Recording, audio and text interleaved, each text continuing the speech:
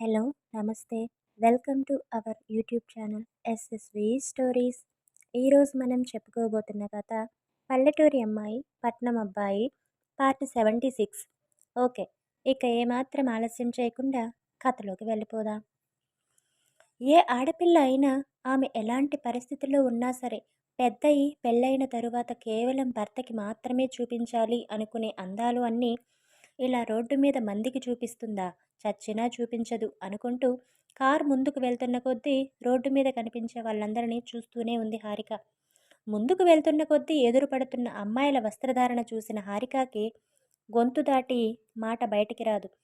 కాసేపు మౌనంగా వాళ్ళనే చూస్తూ ముందుకు వెళ్తుంటుంది. వాళ్ళు వేసుకున్న బట్టల్ని తలుచుకుంటున్న హారికకి క్షణం ముందు తను అనుకున్న మాటలు వాళ్ళెవరికీ వర్తించవు అన్న విషయం అర్థమవడానికి ఎక్కువసేపు పట్టదు. తను చూసిన ఆడపిల్లలకి బట్టలు లేకనో, కొనుక్కునే స్తోమత లేకనో అలాంటి బట్టలు వేసుకోలేదని, ఈ పట్నంలో ఉండే ఆడవాళ్ళలో చాలామంది ఇలాంటి బట్టలే వేసుకుని తిరుగుతున్నారని తనకి కొంత సమయంలోనే అర్థమైపోతుంది. ఆ విషయం అర్థమైన మరుక్షణం హారిక తన నోటి మీద చేతిని పెట్టుకుని, దేవుడా, ఎంత పట్నంలో ఉంటే మాత్రం ఇలా ఒళ్ళంతా కనిపించే బట్టలు వేసుకుని తిరగాల? ఒక వయసంటూ లేకుండా పెద్ద వయసు ఉన్నవాళ్ళు కూడా ఇంత పొట్టిపెట్టు బట్టలు వేసుకుని తిరుగుతున్నారు.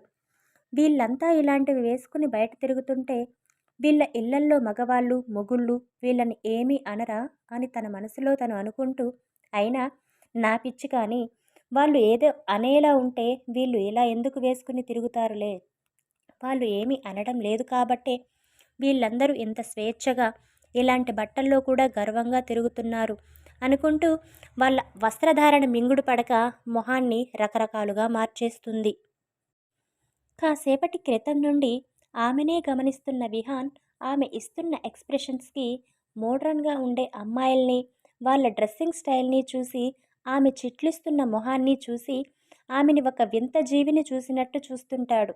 ఏంటి, ఈ అమ్మాయి ఇందాక నుండి ఆ అమ్మాయిల్ని అందరినీ ఏదో గ్రహం నుండి వచ్చిన ఏలియన్స్ని చూసినట్టు అంత వింతగా చూస్తుంది. మొహాన్ని చిత్ర విచిత్రంగా మార్చేస్తుంది. తనకంటే అందంగా మోడ్రన్గా ఉండే అమ్మాయిలను చూసి దీనికి కానీ మెంటలెక్కిందా ఏంటి?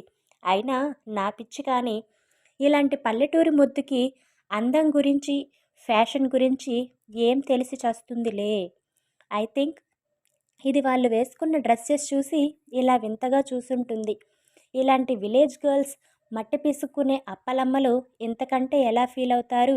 క్రేజీ ఫెలోస్ అని మొహాన్ని అప్రసన్నంగా మార్చేసి, ఇలాంటి వింత జీవి పక్కన నేను కూర్చుని వెళ్ళడమేంటో నా కర్మ అనుకుంటాడు విహాన్.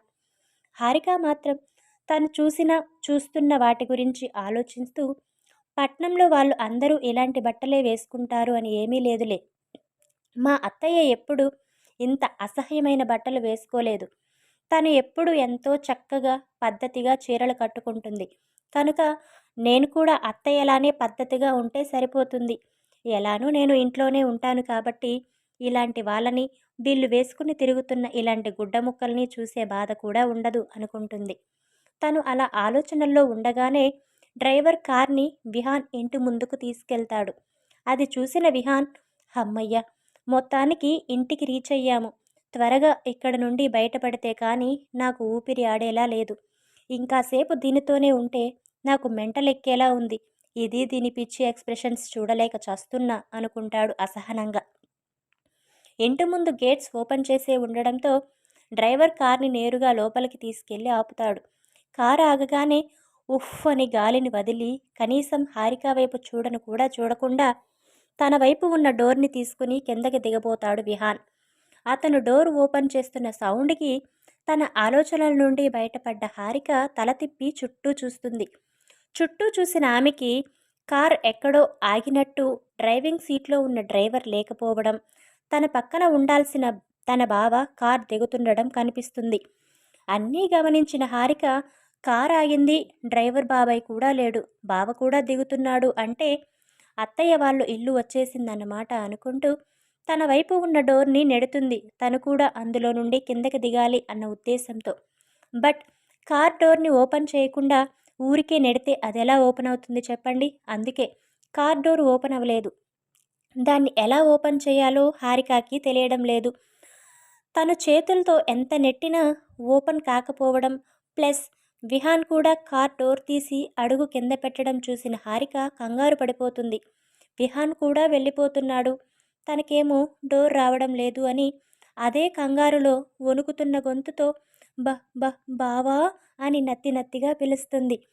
కారులో నుండి కాలు కింద పెడుతున్న విహాన్ హారిక పిలిచిన పిలుపుకి ఒక్క క్షణం ప్రియ బావా అని పిలవడం గుర్తొచ్చి ఆ రోజు ఆమె బాగున్నావా బావా అని అడగడం పదే పదే చెవుల్లో మారుమోగుగా ఏదో ఫీలింగ్లోకి వెళ్ళిపోయి వెంటనే తల విదిలిస్తూ నువ్వు ఎలా ఉంటావు ప్రియా అనుకుంటాడు మనసులో. అతను అలా అనుకుంటుండగానే తన పిలుపు విహాన్కి వినిపించలేదేమో అనుకున్న హారిక ఈసారి ఇంకాస్త గట్టిగా బావా అని నత్తుకుంటూనే పిలుస్తుంది. హారిక అలా నత్తిగా పిలవడం విన్న విహాన్ ఈ అమ్మాయికి నత్తి కూడా ఉందా ఏంటి? కర్మ కర్మ, ఎక్కడ దొరికిన సంతరా విహాన్ నీకు? ఎలాంటి అమ్మాయిని పెళ్లి చేసుకోవాలి అనుకున్నావు? ఎలాంటి అమ్మాయిని చేసుకున్నావు? చి, ఈ నత్తిదానితో నీ పెళ్లి జరిగిందని తెలిస్తే జనాలు దేనితో నవ్వుతారో కూడా అర్థమే చావడం లేదు అని మొహాన్ని అప్రసన్నంగా పెట్టి హారిక వైపు చూస్తూ నువ్వు పిలిచింది నన్నేనా అని అడిగాడు విసుగ్గా.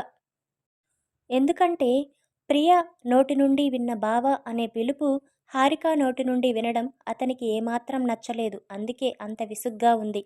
విహాన్ పిలిచింది నన్నేనా అని ఆమె వైపు తిరిగి అడగడంతో అమ్మయ్య, నా పిలుపు బావకి వినిపించింది, అంతే చాలు అనుకుంటూ అవును అన్నట్టుగా తలవు ఆడిస్తుంది హారిక.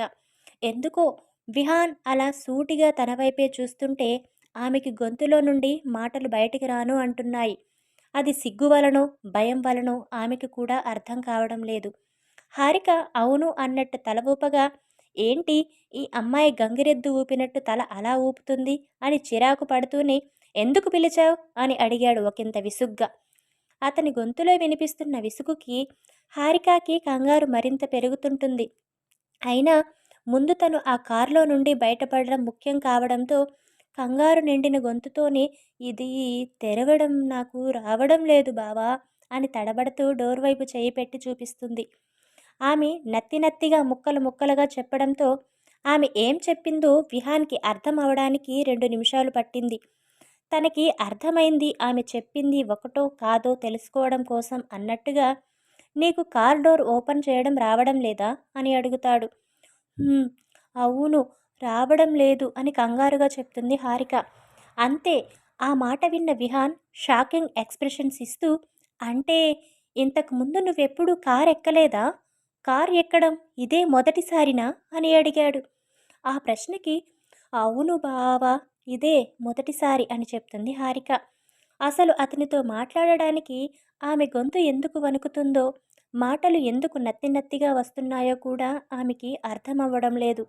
బహుశా బావతో మాట్లాడడం అదే మొదటిసారి కనుక కంగారు ప్లస్ బిడియంతో అలా వస్తున్నాయేమో అని తనకి తనే సర్ది చెప్పుకుంటుంది. హారిక ఇచ్చిన ఆన్సర్ విన్న విహార్కి బుర్ర బద్దలైన ఫీలింగ్ కలిగింది. అతని మనసంతా విరక్తిగా మారిపోయింది. అడుగడుగున హారిక తన ఎక్స్పెక్టేషన్స్కి రీచ్ అవ్వకపోగా అధఃపాతాళానికి వెళ్ళిపోతుంది. కంటికి నచ్చిన కార్ని చిటికి వేసే అంత టైంలో కొనగలిగే సత్తా ఉన్న అమ్మాయిని పెళ్లి చేసుకోవాలి అనుకున్నాను. కానీ ఇక్కడ చూస్తే కనీసం కార్ మొహం కూడా ఎప్పుడూ చూడని, కార్ డోర్ కూడా ఓపెన్ చేయడం రాని నీలాంటి పల్లెటూరి ముద్దుని పెళ్ళాంగా తెచ్చుకోవాల్సి వచ్చింది. తంతే బూరెల పుట్టలో పడ్డట్టుగా మట్టి పిసుక్కునే నువ్వొచ్చి మ్యాన్షన్లో పడ్డావు. ఫారెన్ నుండి వచ్చిన నేనేమో పల్లెటూరి ముద్దుని పెళ్లి చేసుకుని పాతాళానికి పడిపోయాను. ఎంతైనా అదృష్టం అంటే నీదేనే. నీ అదృష్టం తలుచుకున్న ప్రతిసారి నాకు పిచ్చెక్కిపోతుంది అని చిరాకు నిండిన మొహంతో చాలా చులకనగా మాట్లాడతాడు విహాన్. విహాన్ నుండి అసలు అలాంటి మాటలు ఏమాత్రం ఊహించని హారిక మనసు అతని మాటల్లో వినిపించిన చులకన భావానికి ఎంతగానో గాయపడుతుంది. ఏమాత్రం ఎక్స్పెక్ట్ చేయని విహాన్ రియాక్షన్కి హారిక రియాక్షన్ ఏంటో, ఆ తరువాత ఏం జరుగుతుందో నెక్స్ట్ పార్ట్లో తెలుసుకుందాం. మీకు కనుక మన స్టోరీస్ నచ్చుతున్నట్టయితే please like, share, comment and subscribe.